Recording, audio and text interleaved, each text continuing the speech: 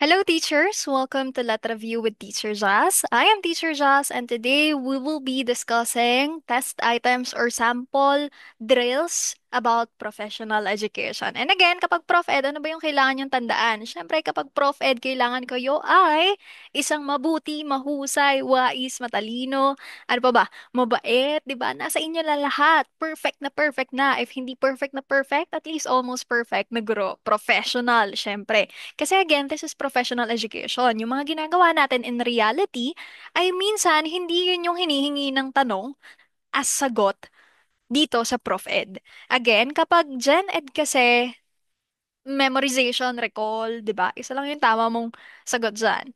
It's either you get it or you miss it. Okay? That's general education. Pero kapag Prof Ed kasi, pwede mo pa yang i-analyze. Pwede ka pang magkaroon ng clues dyan. Kasi kapag Prof Ed, yung mga inaasahan natin, ay it's either correct or best answer. Kapag correct answer, tatlo mali, isa tama. Kapag best answer, apat ay tama, isa ay pinakatama, or isa ang best answer. Medyo tricky lang siya sa part na yon kasi nga situational yung mga questions natin. Pero you really have to have a good discernment of the situation. And also, good analysis skills and comprehension. Kasi minsan, ito yung struggle natin sa Prof Ed, comprehension and analysis. Minsan, ino-overthink pa. Pero, hopefully, at the end of this coaching session, medyo kahit papano ma-enlighten kayo on how you will analyze carefully a Prof Ed question. Okay po? So, ayan, start na tayo. Before pala tayo mag-start, wait lang. Ini-invite ko po kayo to join our Sulit Online Let Review program. This is for both Prof Ed and Gen Ed. You can check the link para sa details dito sa ating description box or sa comment section. Makikita nyo naman siya dyan para makita nyo yung mga inclusions or kung ano ba yung mga i-expect nyo sa ating Sulit Online Let Review program. Replayable, recorded, lahat na. And we will be working together so you can get that license at LPT sa dulo ng inyong pangalan. So again, if you wanna join our Sulit Online Let Review program, you can message me on Facebook, Let Review with Teacher Jazz. Anyway, tingnan nyo lang yung link. Nandun lahat ng instructions. Okay po? Next, Prof Ed number 3 na po tayo. So I encourage you to comment your answers para naman pag binalikan ninyo ay makikita ninyo, ito pala yung comment ko dito, ito pala yung sagot ko before. So ayan. Instructions, drills with explanation tayo. Of course, 10 seconds to answer. Learn and enjoy. You really have to enjoy learning. Kasi ito na yung magiging buhay nyo sa mga susunod na buwan while you are preparing for the licensure exam. And again, since this is Teacher Jazz or Coach Jazz, lagi kong sinasabi, sa ating let reviewees, during your let season, it's not about tama or mali. Instead, it's about tama or natuto. Bakit? Kapag kasi pinako nyo yung sarili ninyo, kapag nagsasagot kayo ng item, tapos for example, na mali kayo, 'di ba? Na mali kayo, sasabihin nyo, ay, bagsak na ako, puro mali yung sagot ko, mali yung ganito. Pero, in reality, it only occurs or applies in the licensure exam kasi you only have one shot there. Hindi mo na siya mababago. Pero kapag licensure examination for teachers, review season tayo, teachers, let review season, it's about tama or natuto. Kasi it's either you learned or you got the correct answer. Kasi may mga times ka pa na pwede mo siyang i-maximize yung learning mo. Pwede mo siyang balikan, 'di ba? Para itama yung iniisip mo na pagkakamali mo. Kasi nga natuto ka na. So it's not about tama or mali, it's tama or natuto. Kapag kasi yung una yung inisip nyo, medyo madi-discourage kayo, feeling nyo babagsak na kayo. Pero if this is your perspective, try nyo lang. Kasi sometimes it's just a matter of shift in a perspective or in your perspective so you can do better, so you can have that confidence. Okay, teacher? So hopefully motivate at i-affirm ang sarili. Hindi ako mali, natuto lang ako. Pero during let review season ha, wag niyo i-apply yan sa let, yung day ng let ha, baka mamaya pampalubag yan. So ayan, let review season tayo. So number one tayo, in the light of the facts presented, what is most likely to happen when is a sample thought question on letter A, B, C, or D. 10 seconds, go.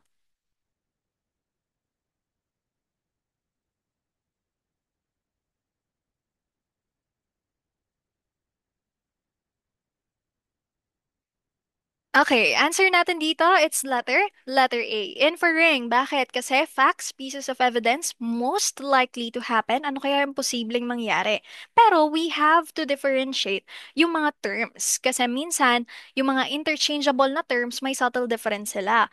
Minsan kasi, pwede yung itanong sa general education. Kung halimbawa, anong pinagkaiba ni inferring kay concluding? At least alam ninyo yung subtle difference nila. Kasi nga, kapag tinanong, you will be able to get that 1 point. Kasi if you miss this one, 'di ba? That 1 point is very important. It can make you a top-notcher or it can make you a let passer. So, be very keen sa mga terms talaga na ganito, yung may subtle difference. Ngayon, kapag inferring teachers, tatandaan nyo lang, kahit hindi ganun kasolido yung ebidensya mo, kahit hindi siya ganun kadami, you can infer. You can read between the lines. 'Di ba? Pero kapag concluding, kailangan may solido kang ebidensya, meron kang absolute, konkretong ebidensya. As much as possible, kailangan marami siya. So you can conclude something. Okay? Kapag justifying naman, you're just proving something. Next one, generalizing teachers. Itong dalawa. And synthesizing. Pag nakita mo sila at first glance, medyo parang the same. Tama? But then, they have a subtle difference. At ano po yun? If you don't know it yet, kapag generalize mo yung mga babae as ganito, or yung mga lalaki as ganito, yung mga parte ng LGBTQ as ganito, 'di ba? Meaning, you are looking at the shared characteristics. Characteristics. Na kahit hindi naman totoo sa lahat ng population or grupo ng tao na yon, yun pa rin yung ginagamit mo kasi nga you are generalizing. Pero kapag synthesizing, for example, in RRLs, 'di ba lagi nating sinasabi sa research na i-synthesize niyo yung RRL niyo, wag lang kayong maglagay ng maglagay diyan. Yun yung sinasabi natin sa mga estudyante natin, tama?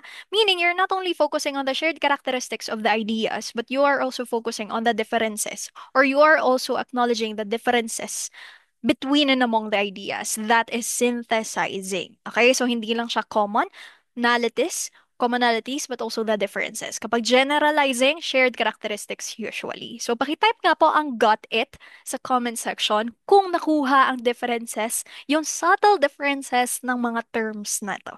Hintayin ko po yung comment ninyo, ha? Next, number 2. Which of the following activities should be resorted to by a teacher if a fifth grade pupil tells him, I want to draw the corridor, but I can't make it look right? Is it letter A, B, C, or D?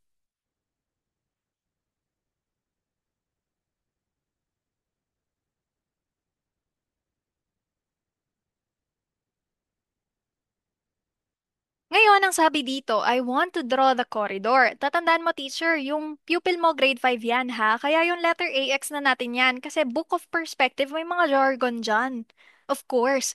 Eh, maintindihan kaya yun ng grade 5 pupil mo? Of course not.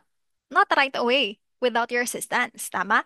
Letter B, learn the rules of perspective. Eh, gustong-gusto niya na nga mag-drawing. So, hahanap ka dito ng sagot na malapit sa application part. Pero pwede rin naman to. Kaya lang, wait lang, suspend muna natin yung judgment natin. Kung nako-confuse ka between letter B, C, D, tingnan muna natin yung mga susunod. Letter C, advise the pupil to draw something else which does not require perspective. Huy, violation na to kagad. Kasi ang sasabihin yan sa'yo ni grade 5 pupil mo, eh teacher, gusto ko nga corridor. Eh, bakit ayaw mo? 'Di ba? Bakit iba yung drawing ko? Eh, ito gusto ko. That is grade 5 pupil. Pero ito kasi letter C, draw something else. Ito ay learner-centered tayo dapat. So, interest ni learner. Corridor dapat yan. So, X na natin yan kagad. Letter D, make the pupil observe carefully similar form from the classroom window or his own street. Realistic? Timely? Check. Authentic? Check. Ngayon, makaka-drawing kaya kagad si grade 5 pupil? Check. May application kaya kagad right away after niyang i-observe? Check, meron. So, mas active to. Kasi kapag professional education, natatandaan nyo, kailangan yung sagot nyo active, immediate, as much as possible. If not immediate, professional, or long term. Depende kasi yan sa hinihingi ng tanong. Okay, so ang hinihingi ng tanong natin sa number 2 is kailangan immediate, and also may application. Kasi ito nga gusto ko eh. Grade 5 pupil ako eh. Ito yung gusto ko. That's why it's letter D. Next number 3. Which of the following best describes a 21st century teacher who regularly undertakes professional training such as teacher seminars and workshops? A, B, C, or D? Ito madali lang.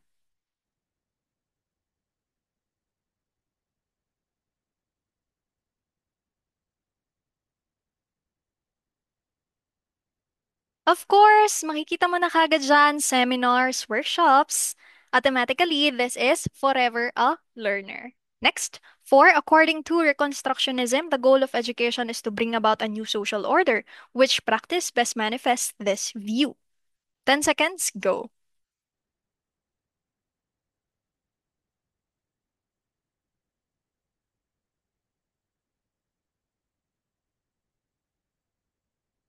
By the way, teachers ha, if medyo kailangan nyo pa ng more time, you can pause the video naman. Okay? And then just resume it for the explanation. Ngayon, answer natin dito, Reconstructionism. Kapag nagsasagot kayo ng Prof. Ed teachers, di ba, Reconstructionism, ito ay kasama sa mga ism-ism na medyo nakakalito kasi philosophies siya or isa siyang philosophy at kasama siya sa grupo ng mga philosophy sa Prof. Ed. Ngayon, kailangan nagbubuo na kayo kagad dyan ng concept map or semantic map sa inyong isip at kailangan nakikita nyo na yung related words sa kanya, yung mga related ideas sa kanya. If medyo nalilito ka sa Reconstructionism, just use new social order. Ngayon, kung may new social order dito, hanap ka ng answer that has something to do with society. And it is letter B. So, ganun lang kabilis magsagot ng Prof. Ed question. At ganun lang siya kadali. Again, active ba tong number or letter B? Active. Next one, new social order, may community? Check. May reconstructionism? Well-planned projects? Check. That's why number 4 is letter B. Next, tingnan natin tong mga ism-ism para hindi ka na malito. So, perennialism teachers, tatandaan mo lang kunin mo yung letter P, it's forever. Lagi tayong may forever sa perennialism. History, literature, great books, ito yung usually mga references natin dyan. Kaya hindi ba kayo nagtataka kung bakit may mga works tayo or literary pieces na dati pa naman siya pinublish pero hanggang ngayon, 'di ba? Ginagamit pa rin natin siya. Or tinuturo pa rin natin sa mga estudyante. Forever, constant, and changing truths. Essentialism, it could be either 4 hours or 3 hours, as in reading, writing, arithmetic lang. Pero subject mastery siya. Basta essence, okay? Or essential, basic. Next one, progressivism and behaviorism. Kapag progressivism teacher, tatandaan mo lang growth and development. Nakafocus yan sa interest ni learner. May nagtanong sa akin sa TikTok, anong pinagkaiba nila progressivism and pragmatism at saan ba talaga si John Dewey? Progressivism o pragmatism? And the answer there is pareho. Nandun si Dewey sa pareho. Ngayon, si progressivism kasi, teacher, ang roots niyan ay makikita mo sa pragmatism. Kapag progressivism, interest lang siya. Okay? Kapag pragmatism, practical, real life. At si John Dewey, saan siya makikita? Sa pareho. Ang progressivism, again, saan makikita yung roots niya? Saan siya nakaugat? Sa pragmatism. So, wag pong malilito. Pakitype nga po ng learning sa ating comment section kung nagets nyo yung subtle difference, again, ni progressivism at ni pragmatism at yung relationship nilang dalawa. Next, behaviorism, still the same, shaping managing behavior. Incentive, punishment, reinforcement, etc. Constructivism, you just construct new knowledge from your prior experience. Okay? Social reconstructionism, ito yung kanina, you try to reconstruct the society, well-planned projects. Okay? Next, linguistic philosophy, hindi siya masyadong popular, pero mahalaga siya. Bakit? Nakafocus po siya sa language use. Again, nakafocus siya sa language use. So you really have to analyze accurately and appropriately the messages. Next one, existentialism, lagi lang yung freedom choice, lagi lang yung dalawa na yan. Okay? And even sa multiple intelligences, yan yung focus niya. Next, pragmatism naman, practical real world. Realism, exacting subjects like science and math. Bakit? Itong dalawang subject na to ay nakafocus sa objective truth. Scientific. Tama? That's why it's a reality. What you can see, what you can see. Okay? Or what you can see is the truth. What you can observe is the truth. Next, number 5 tayo among facets of the hidden curriculum that transmit right moral values, the most powerful by way of personal influence are A, B, C, or D.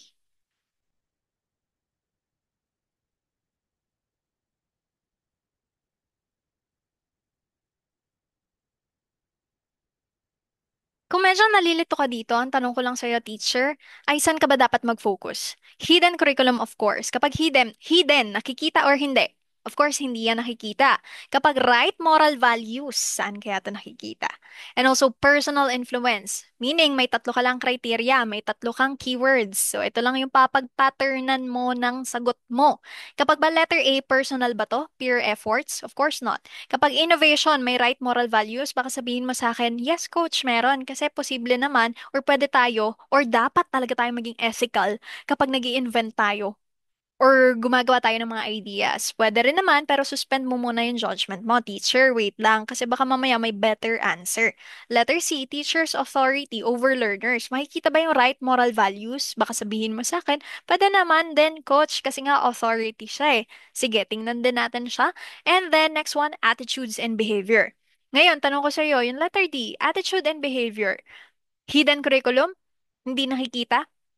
Or hindi siya intended ituro sa mga estudyante, yung pag-asta mo. Syempre, hindi yan intended ituro. Tama? Right moral values, reflective, pwede. Bakit? Yung attitude mo, naiisip mo, at yung behavior mo, yung manifestation ng actions mo or yung actions mo mismo, reflective yan ng morality mo, ng moral values mo. Personal ba yan? Teacher, personal? Of course, personal. That's why yung innovation authority, kahit medyo may tendency sila na maging correct answer, ang answer natin dito is letter D. Kasi kapag kinumpara mo tong dalawa kay letter D, of course, 100% it's letter D. Kasi ito po yung pasok sa ating criteria na personal, kay teacher, right moral values, na ma-manifest siya through this and also hidden curriculum. And by the way, anong pinagkaiba ni attitudes kay behavior? Attitude nandito yan, behavior, actions, nakikita. Okay? Ayan, letter D.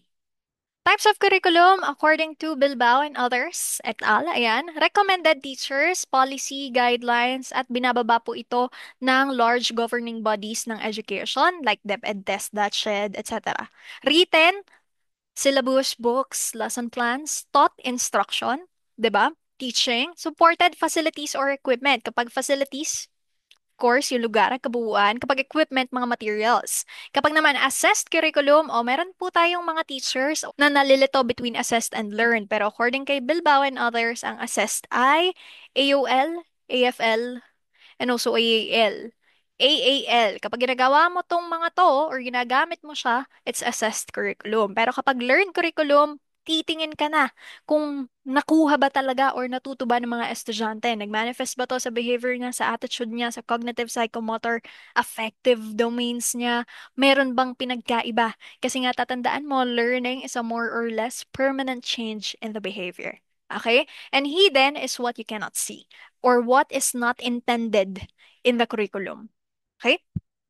Next, six, teacher Neri wants to develop the ability of sound judgment in her students. Which of the following questions should she ask? Is it letter A, what is the essayist saying about judging other people? Letter B, with the elements of a good paragraph in mind, which one is best written? Letter C, why is there so much poverty in a country where there is plenty of natural resources? Or letter D, of the characters in the story, with whom do you identify yourself? 10 seconds, go.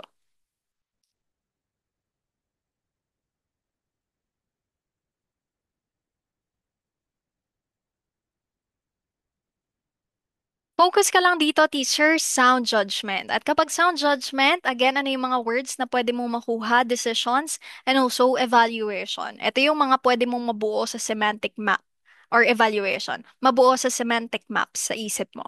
Ngayon, yung letter A, hindi po yan ng sagot, ha? Bakit? Kasi baka sabihin mo sa akin, coach, may nakalagay naman judge dyan. Not automatically, ibig sabihin kapag ginamit yung word dito sa item, tapos ginamit siya sa answer or sa choice, yun na kagad yung answer mo. Hindi po. So you really have to analyze and comprehend the choice as well.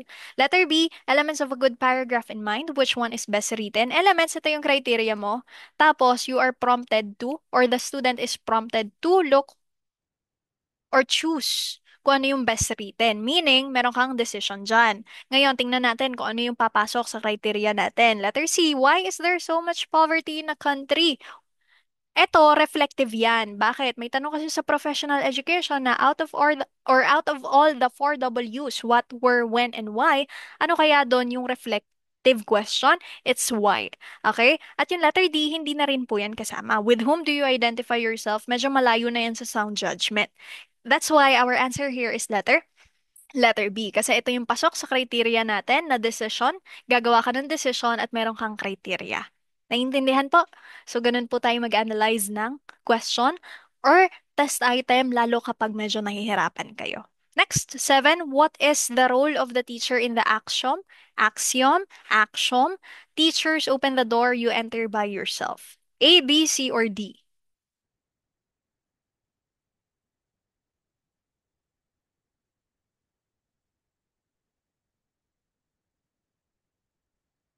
This is, of course, letter B. By the way, teacher, ang axiom ay pwede rin naman siyang maxim or aphorism. Basta ito po ay tinatawag natin na general truth. Minsan, kung makikita ninyo yung synonyms, niya sa dictionary, maxim, aphorism, what else, saying, proverb, minsan ganun siya. Okay? And then, by the way, singit ko na rin ha, kapag nag-aaral kayo ng vocabulary, medyo mahihirapan kayo or kapag kahinaan ninyo yung vocabulary, baka nahihirapan kayong intindihin kung ano ba talaga yung ibig niyang sabihin kapag binasa niyo yung meaning. So, ang tip ko sa inyo doon at ang technique ko, wag niyo nang basahin yung meaning, just look at the synonyms para mas mabilis. Lalo na kapag nagka-cram kayo sa pagre-review, tingnan niyo yung synonyms, humanap kayo doon ng familiar sa inyo, tapos gamitin niyo yon as something that is related to the meaning of this unfamiliar vocab. Okay? Ngayon, tingnan lang natin, teacher, by the way, yung coach and mentor. At paulit-ulit ko sinasabi sa inyo kasi may mga terms tayo na may subtle difference. Tingnan natin. According kay Goldstein, ang mentoring teacher, this is long term. Okay? So according kay Goldstein, ang mentoring po natin is long term. Bakit po? Kasi this has something to do with learning from experience and this has something to do with being informal and seeking holistic development. Kapag kasi coaching short term, hindi ba kayo nagtataka bakit let review coach yung tawag sa mga lecturer sa amin? 'Di ba? Or lecturer or di kaya coach yung tawag. Kasi nga, again, we're just together for a brief span of time. And again, nakafocus kami sa standardized and repeatable, following structured process to improve specific skills. Ay, ito pala, sa mentoring pala, sorry, nag-overlap siya dito. Basta ang mentoring, informal and six holistic development. Tapos, learning from experience. Kasama pala siya dito sa directive. And then, kapag coaching, again, standardized and repeatable, may structured process. Kita nyo, answer lang tayo ng answer ng drills. Tapos, ang ini-improve ko sa inyo na specific skills ay test taking, like Prof. Ed, Gen Ed, analysis, comprehension. So, ganun siya. And again, kapag coaching kasi, evaluative and also, minemeasure yung performance. Kikita ninyo, kailangan yung magsagot. Pero kapag mentoring, hindi tawag sa amin ay mentors kasi non-evaluative to. So again, we're coaches for a reason. Ganun po siya. Okay? So hopefully you know the difference between the two. Next, which of the following is not deliberately taught in the lesson but will influence the curriculum?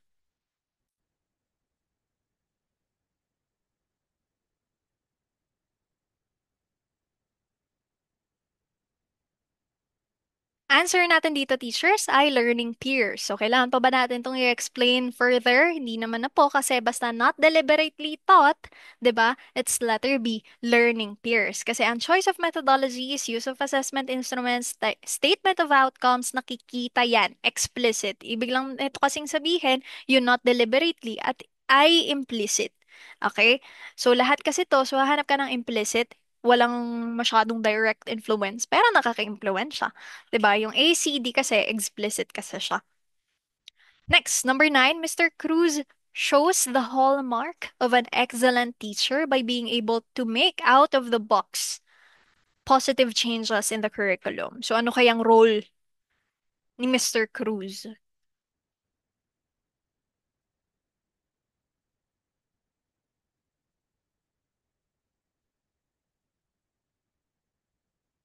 So, ang role ni Mr. Cruz dito, teachers, out of the box, nakikita nyo na siya kagad, has something to do with being creative. It's letter A, innovator. Tingnan natin yung mga roles ng teacher sa curriculum. Nowhere dapat you have the subject mastery.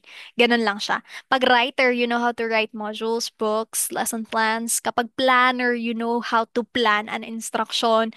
And again, you know how to structure your lesson plan. Initiator naman, ibig sabihin, you need to initiate programs. You know how to spearhead and lead different events and programs in the curriculum. That is initiator. Kapag implementer, 'di ba? Instruction, tayo ay nag-i-implement. Binagsakan ka ng matatag curriculum, binigyan ng teachers, Filipino teachers ng matatag curriculum. For example, tapos implement natin siya.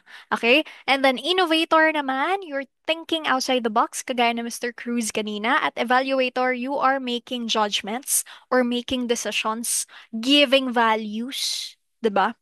To one result or to one thing, to one output, to one event that needs your decision making skills. Okay? Next, number 10, what is Teacher Ryan doing when he probes students by asking a sequence of questions on a subject matter to arrive at a satisfactory answer?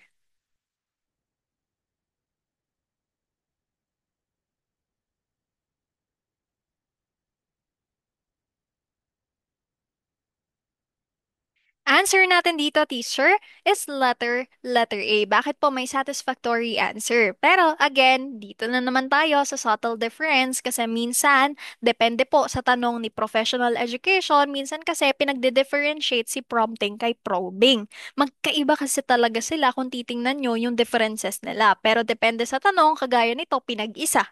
'Di ba? Parang tipo ng probing si prompting. Pero again, for the sake of differentiating them and for the sake of that one point na pwedeng magpa-top notch sa inyo, ang prompting, again, you want to look for a particular answer. So patuloy ka sa pagtatanong, pagpa-follow up question doon sa estudyante para makuha mo or para marinig mo sa kanya yung tamang sagot. Okay? So, yun yung particular. Kaya nga siya satisfactory answer. Meanwhile, kapag probing, tatandaan nyo yung letter B, it's bakit or elaborate. Yung letter B sa elaborate. Bakit? Kasi kapag nagpo-probe ka ng estudyante, you are asking that student or encouraging that student to elaborate more doon sa kanyang answer. O, ano naman ngayon kung ganito yung nangyari? So, paki-explain mo pa nga, that is probing. Kapag prompting kasi, structured yan, yung mga tanong mo para makuha niya yung isang specific answer. Pero kapag probing, you're letting him have the freedom to elaborate. Okay? So, yun yung subtle difference nila. Again, pakitype nga po ng learning. Once again, doon, learning ha, dito sa ating comment section if you're learning. Okay? 11. The right hemisphere of the brain is involved with the following functions except.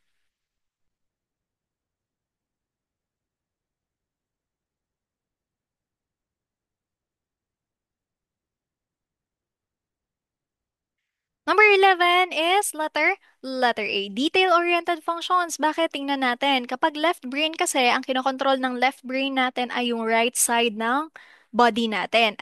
At again, ito po ay nakafocus sa pagiging analytical. Kanina, detail-oriented. Tama? Yung sagot natin. Kasi hindi naman siya function ni right brain. Okay? Ngayon, objective, analytical, logic, reasoning. Ngayon, kapag right brain, kinokontrol niyan yung left side ng ating body. So, nakafocus yan sa subjectivity, synthesis, and emotion. Okay? So, wag pong malilito. 12. Which one should teacher may use if she wants to teach to pupils the relationship among details?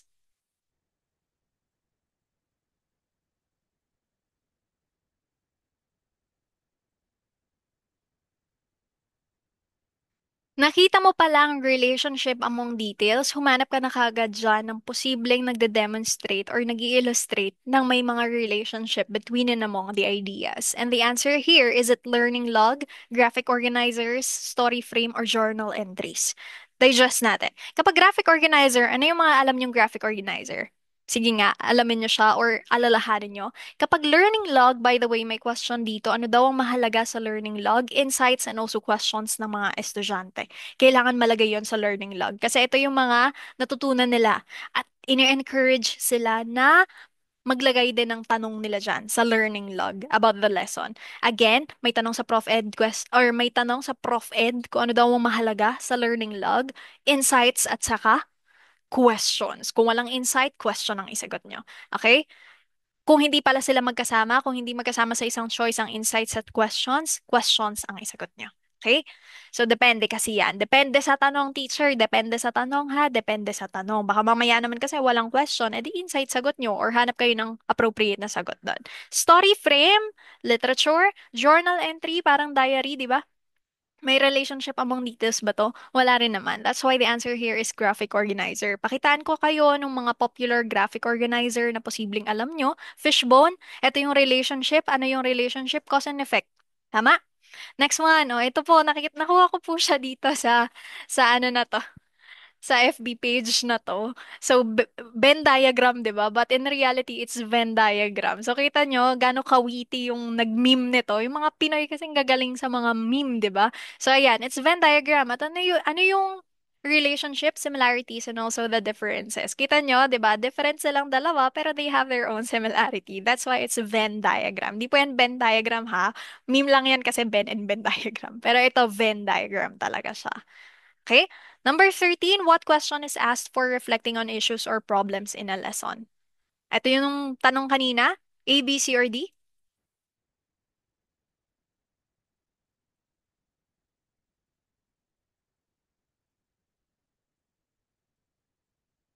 The answer is letter C. Reflection tayo. Reflection, letter C. At mahalaga na mag-reflect kayo during your let review season para malaman nyo kung saan pa kayo nagkukulang, saan nyo pa kailangang ilagay yung effort ninyo. Next, 14, which of the following is a good example of learning to do activity in teaching and learning?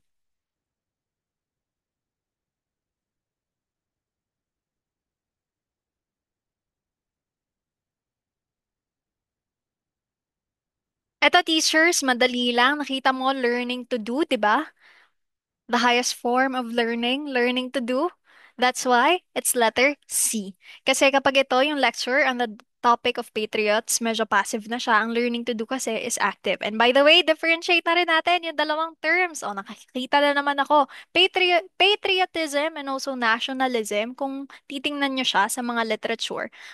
So ano kaya yung subtle difference nila? Kapag patriotism, tatandaan nyo, ang connotation nito ay laging positive. Basta you love your country, that's all. You love your nation, that's all. Kahit wala kang tapakang ibang nation or hindi mo tinitingnan yung country mo as angat sa iba, that's patriotism. Kasi positive, di ba? It doesn't really require any negative connotation. Kapag nationalism kasi, minsan may negative connotation siya. Ano yung negative connotation niya? Kapag very nationalistic ka, it has a tendency for you to think negatively about the other nations or countries. Meaning, feeling mo, ako talaga yung angat. Yung nation ko talaga yung angat na angat. Sinong mas angat? Sinong mas sikat? Nation ko. That is nationalism. Pero pag patriotism, letter P, kunin mo, positive usually, at palagi yung kanyang connotation pag nationalism kasi negative. Okay po? So, ang answer natin sa 14 is demonstration of baking skills. Hopefully malinaw yung difference nilang dalawa kasi nakakita na naman ako eh. Ayan, number 15, what factor should teacher Nika be careful about when she is teaching in a school for children in a poverty-stricken slum area? A, B, C, or D?